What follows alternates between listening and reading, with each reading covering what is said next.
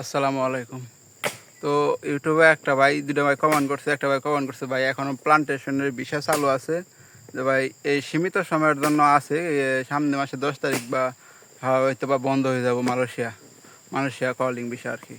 এখন পর্যন্ত লোক কম সংখ্যকই আসতে পারতেছে, তবে আমার জানা মতো কিছু লোক আসছে। আর আরেক ভাই কমেন্ট করছে যে এখন কি পাম বাগানে গেলে বেসিক বেতন মাসে 2000 টাকা ইনকাম করতে পারবো?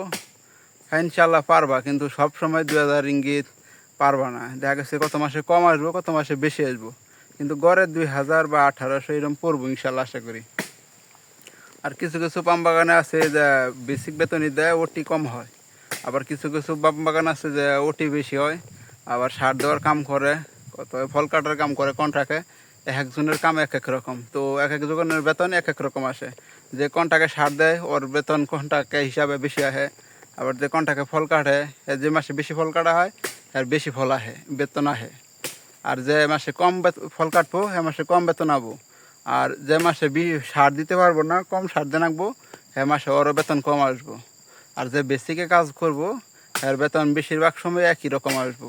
যেমন মালয়েশিয়া এখন বেসিক বেতন 1700, এখন প্রায় সময় 1700 আসবো। আবার দেখা গেছে যদি ওটি হয় তাহলে 12টা ঘন্টা ওটি ধরে, কত হয় 6টা ঘন্টা ওটি ধরে, আবার কত হলে তো 15টা ঘন্টা ওটি ধরে। এখন ওটি এক জায়গায় এক এক রকম ভাবে রেট। তো এভাবে আশা করি বেতন পাবা, আশা করি। আসসালামু আলাইকুম, ভালো থাকবেন সবাই।